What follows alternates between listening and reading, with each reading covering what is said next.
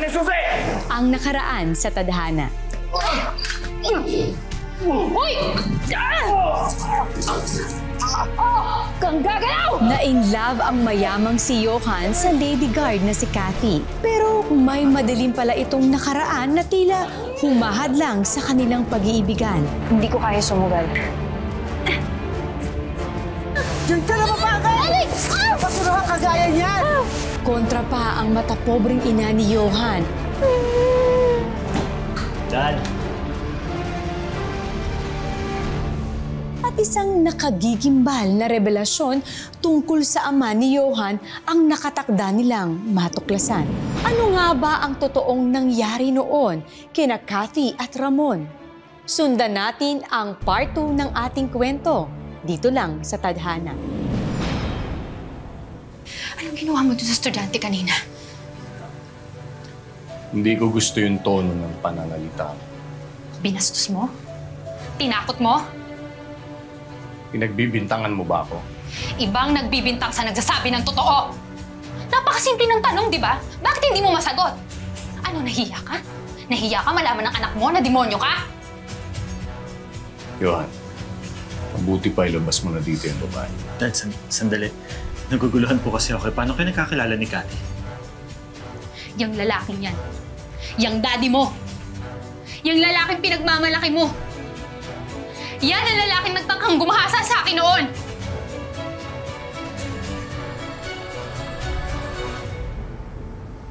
I was moved by your speech.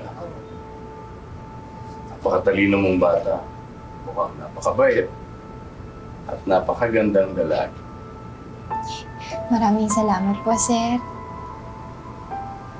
By the way, ano nga palang kukunin mong kurso pagdating ng kolehiyo? Sir, criminology po sana. Gusto ko kasi maging pulis kagaya po ng tatay ko. Kaya lang po, Kaya lang ano? yung kuya ko po kasi, pamilyado na po siya. Tapos yung mama ko naman po, meron po siyang sakit sa puso. Kaya po umaasa na lang po siya sa pensyon. Ayoko naman pong kunin yung pera na para sa kanya. Eh sir, di rin naman ako makakapag-working student gawa ng wala pong magbabantay sa mama ko. Ganun ba? Opo. Well, hindi rin pala biro yan. Opo, sir. Pero alam mo, naiintindihan kita, anak. Pero nangihinayang ako eh. Sayang din kasi kung hindi mo may pagpapatuloy ang pag-aaral. Kung gusto mo, bibigyan kita ng scholarship. Scholarship po. Scholarship, sir? Ako, salamat po. Thank you so much po. Thank you. Thank you po. Sir. Scholarship. Yun naman ang gusto mo, hindi ba? Matutulungan kita dyan. Kailangan mo lang gawin ay fill up ang form na to. And then kapag nakumpleto mo na, ako nang bahala sa lahat. Wala ka nang puproblema. Sir.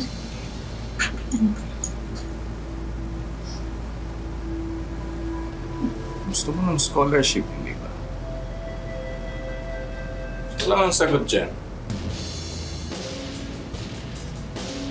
Once na na-fill upan mo na, tuloy-tuloy na pag-aaral.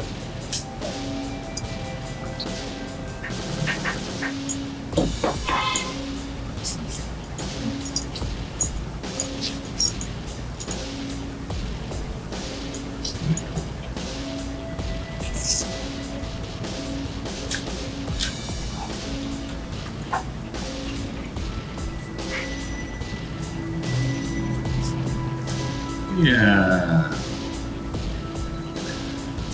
Alam mo, dalawa lang naman yan. Papayag ka sa gusto ko. Pagiligayahin mo kung makakapag-aral ka. O lalabas ka dito, mag-iingay ka at mag-i-skandal. Pero pag nalamayan ka ng bukas, Sir, ano na lang po ako. Uwi. Kailangan ko na pong umuwi po sa amin. Ano? Subukan mo lumabas. Sir, uwi na po ako. Nakalabas na.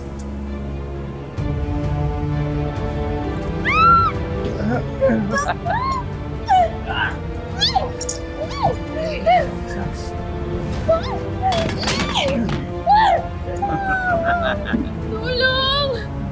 Tulong!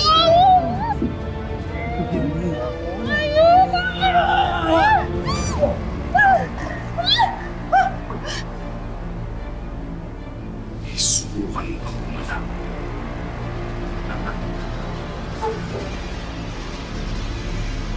Sir, Bilis lang to.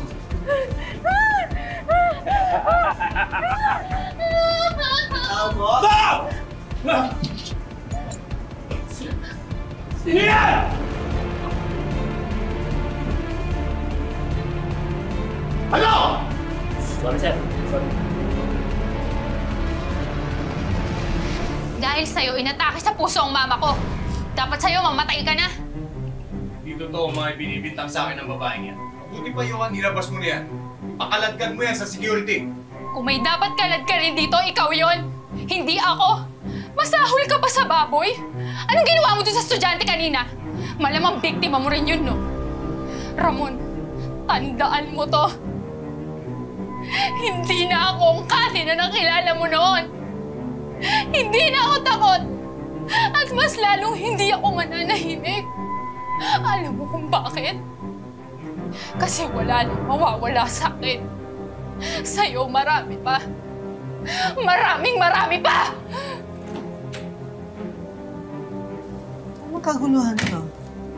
At bakit nandito tong babaeng to, ha? Ma, totoo ba? Yung mga accusation ni Kathy kay Daddy? Did he abuse her?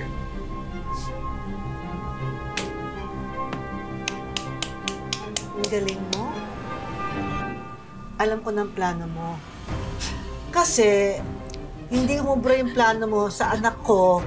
Ngayon naman, pinupuntirya mo ang asawa ko. May ikakati ka pa bang babae ka, ha? Hindi mo na ako pwedeng saktan! Kayo may atraso sa akin! Tiguan mo ko! Ayan! Pero tandaan mo to. Hihiganti ako!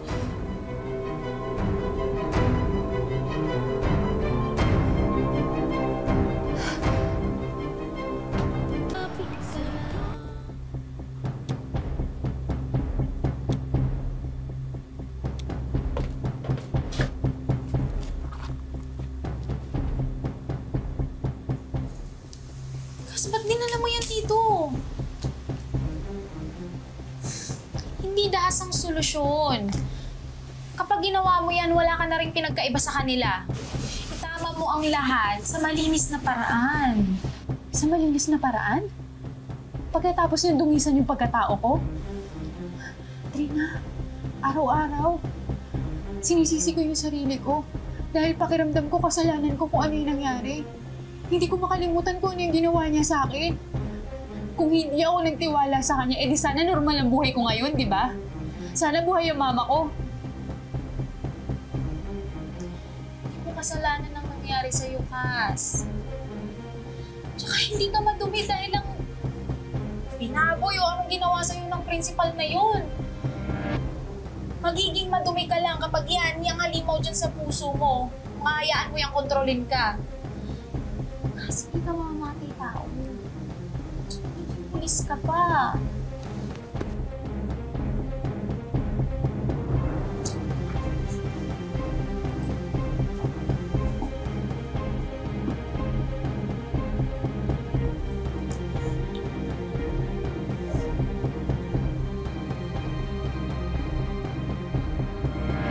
Basta gawin ninyo inuutos ko. At huwag na huwag kayong titigil hanggat hindi niyo siya nakikita. Sige na.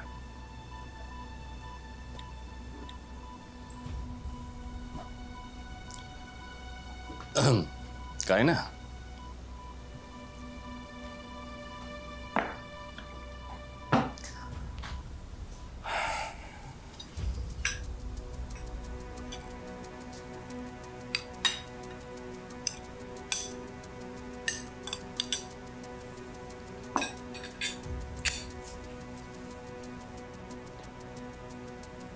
Oh. Huwag niyo sabihin sa akin, pinaniniwalaan niyo yung babaeng yun. Of course, hindi kami naniniwala. But we also want the truth from you. Ano ba talagang nangyari?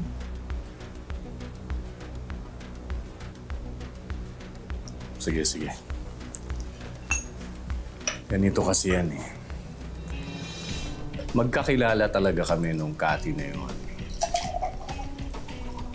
Principal ako noon dun sa Batangas, dun sa eskwelahan na pinapasukan niya. May diferensya talaga yung babaeng yan. Konting. Napag-alaman ko, inabuso pala siya ng sarili niyang tiyuhin. At hindi lang yon, may malubhang sakit pa yung nanay niya. So ako naman, siyempre bilang principal, di ba tungkulin ko naman na gabayan yung mga guro, yung mga estudyante. So yun yung ginawa ko. Nag-offer ako sa kanya na tutulungan ko siya para makalimutan niya yung traumang nangyari sa kanya.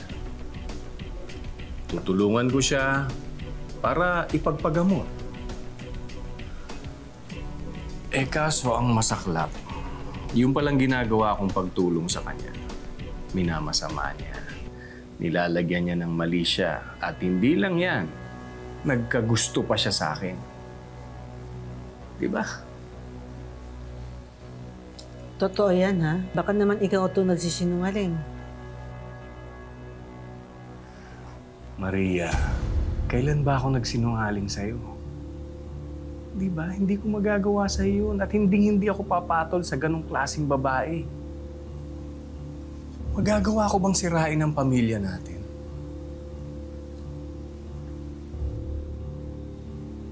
Kung sa bagay, unang tingin ko pala sa babaeng yun, mukha nang manliloko. Imagine, gusto pa niyang tuhugin kayong mag-ama ko. Talaga? Manda siya sa akin, pero hindi siya.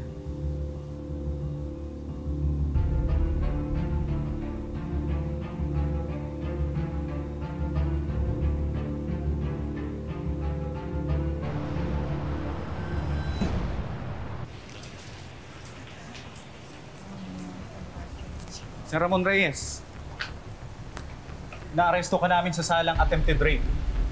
Ikaw ay may karapatang manahimik o magsawalang kibo. Ano man yung sasabihin ay maaaring gamitin pabor o laban sa isa anumang hukuman. Ikaw ay may karapatang kumuha ng iyong tagapagtanggol na ayon sa inyong pinili. Kung wala kayong kakayahan, ito ay pagkakaloob sa inyo ng pamahalaan. Nauunawaan mo ba ito? Ramon? Dad! Ramon! Pabor pa nga yung ginawa ko sa'yo eh. Hinihintay ka na daw ng mga alagad mo sa bilangguan. Balita ko kasi may grand reunion daw kayo. Sana mag-enjoy ka. My husband is innocent until proven guilty. Magtutuos tayo sa korte. At pagbabayaran mo lahat ng gulong dinala mo sa pamilya ko. Pagbabayaran ko talaga. Pagbabayaran mo. Pagbabayaran yung ginawa niyong pagsira sa buhay ko at buhay ng ibang tao. Lumayas ka! Tama naman kayo eh. Magkalayo tayo. Lupa ako, oo. Pero hindi ka langit. Impyerno ka. Hindi ka na.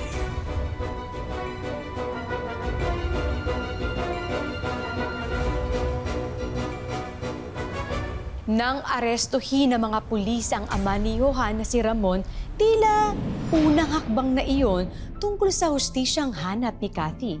Pero pagdating sa husgado, makakabawi pa kaya ang kabilang kampo?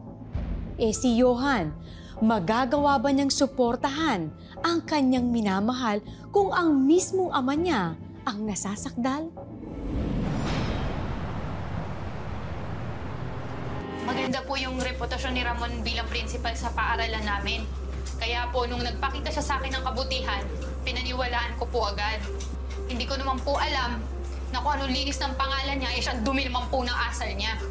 Hindi lang dangal at pangarap ko ang kinuha mo sa akin. Pati ang mama ko ang kinuha mo. Namatay ang mama ko dahil sa'yo! Dahil sa'yo! Ikaw ang kumuha sa mama ko!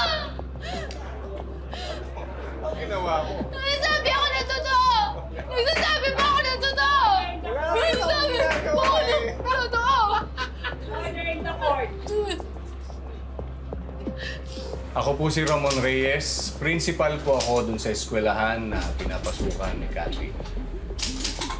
Wala naman kasi akong kamalay-malay na yung pagtulong na ginagawa ko kay Cathy ay may iba pala siyang interpretasyon. Minamasama na pala niya ito. Binibigyan niya ng mali siya. Sinabi ko na naman nung umpisa pa lang, hindi pa pwedeng maging kami. Unang-una, pamilyado ko. May asawa ko, may anak. At pangalawa, hindi ko naman siya gusto eh. Pero, Judge, siya tong nagpupumilit eh. So, di ba, tao lang naman ako. Anong magagawa ko, di ba? Siya yung mapilit, siya yung makulit. Kaya, wala. Ako ngayon yung nadidiin dito. Ako ngayon yung naiipit. Meron no akong testigo na magpapatunay sa lahat ng mga sinasabi ko.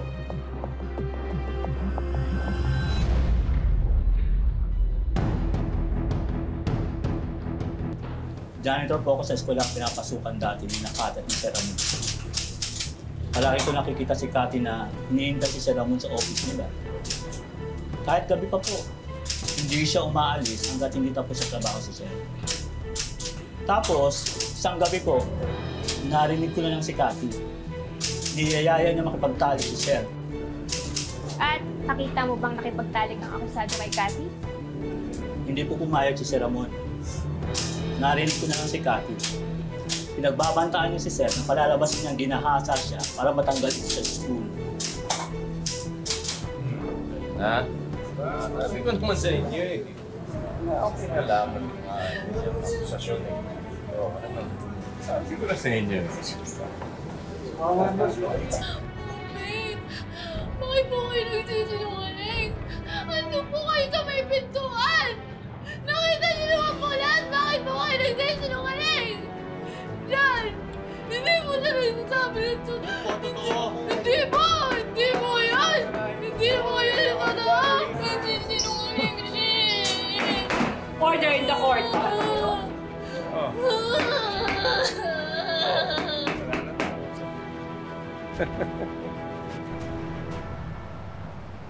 Lina, sigurado ako. Sigurado ako na si Ramon, binayaran niya yun para magsinungaling yung janitor. Ang gagawin nilang lahat, Kas, para lang maipanalo yung kaso.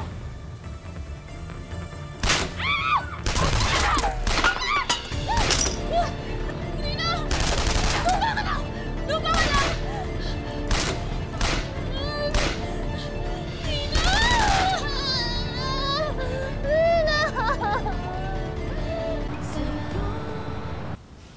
Good. Very good. Sige na.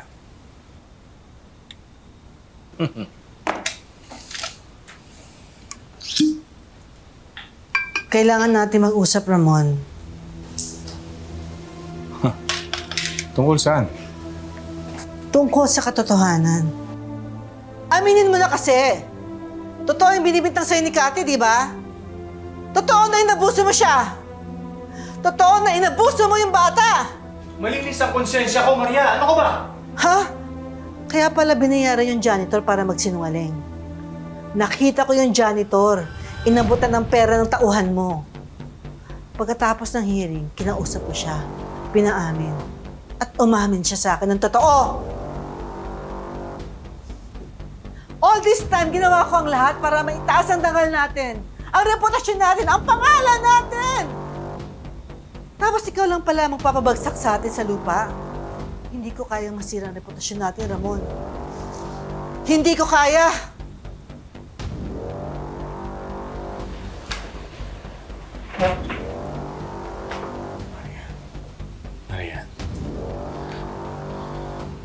Maria, makinig ka sa akin.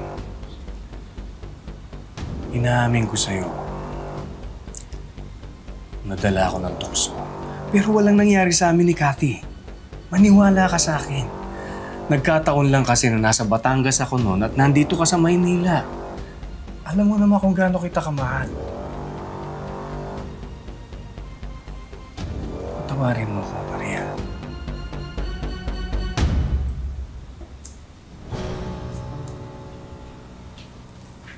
Ang taas-taas ng tingin ko sa'yo, Dad. Ang sabi ko noon sa sarili ko, gusto kong maging katulad mo. Mabuting tao, mabuting asawa, mabuting ama. Paano mo nagawa to? Hindi mo ba naisip na may sisirain kang buhay? Na kami ng pamilya mo ay sisirain mo rin?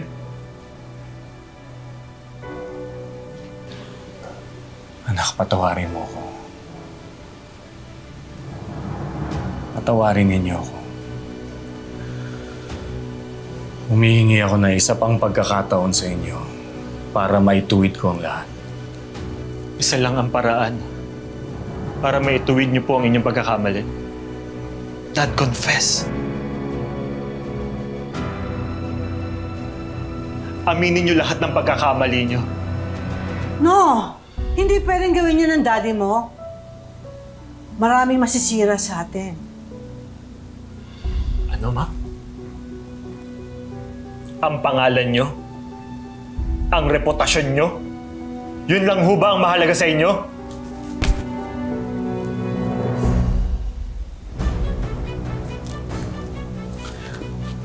Kung hindi niyo po kayang aminin ang pagkakamali niyo, ako mismo ang magsasabi nito.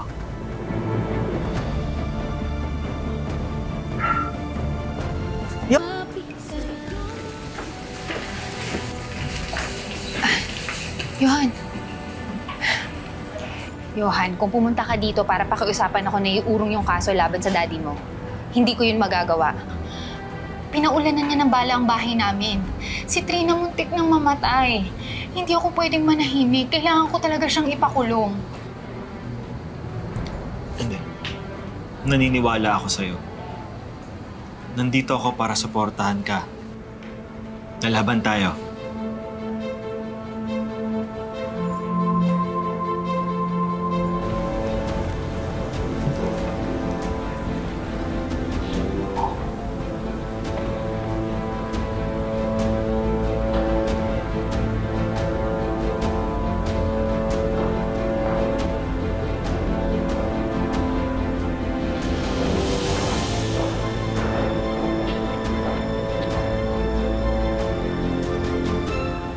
Bata pa ako. Naalala ko, lagi mong sinasabi sa akin na lagi akong papanik sa tama. Kahit ang kapalit nito, may mawawala sa akin.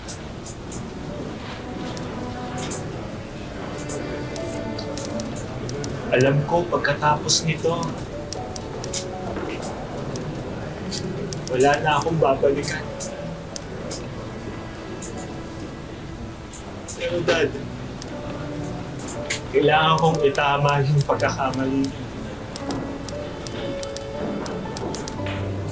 You mean, pumapani ka sa biktima at isinasakdal mo ang sarili mong ama?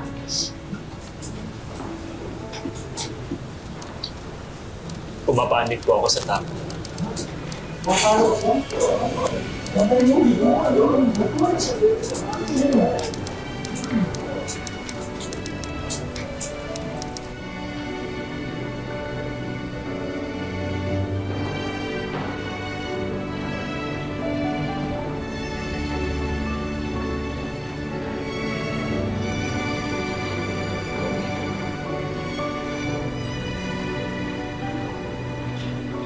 Binawi ni Mang Ben ang una niyang pahayag sa korte at inaming binayaran lang siya noon para magsinungaling.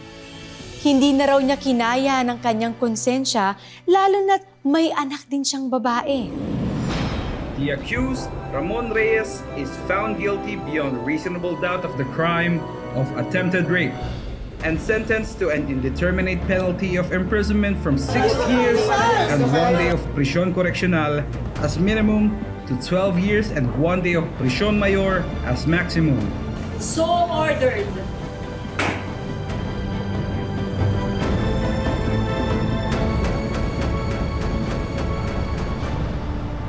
Ay, Johan.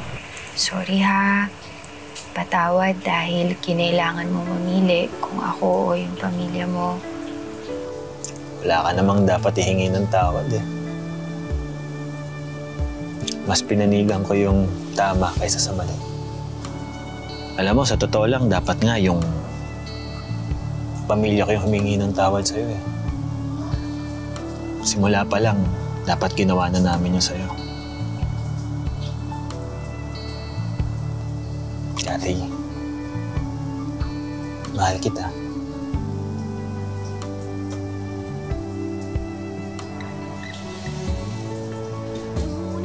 Sana dumating yung pagkakataon na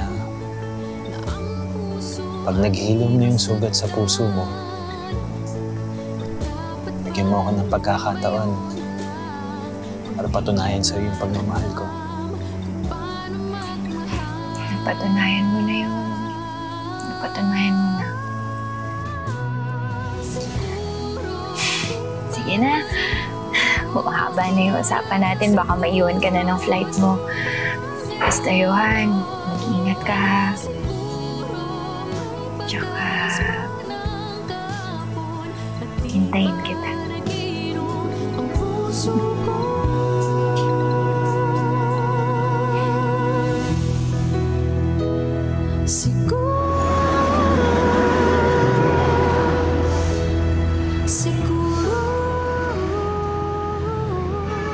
Kung may isang bagay akong natutuhan sa pagsubok na hinarap ko, yun siguro yung hindi tayong nakaraan natin. Tayo ang taong pinili nating maging. Pagkatapos kong manalo sa kaso, pinagpatuloy ko ang pangarap kong maging pulis. At sa wakas, eto na ako, PO1 Kathy Valiega, tagapagtanggol ng kababaihan, tagapagtanggol ng bayan.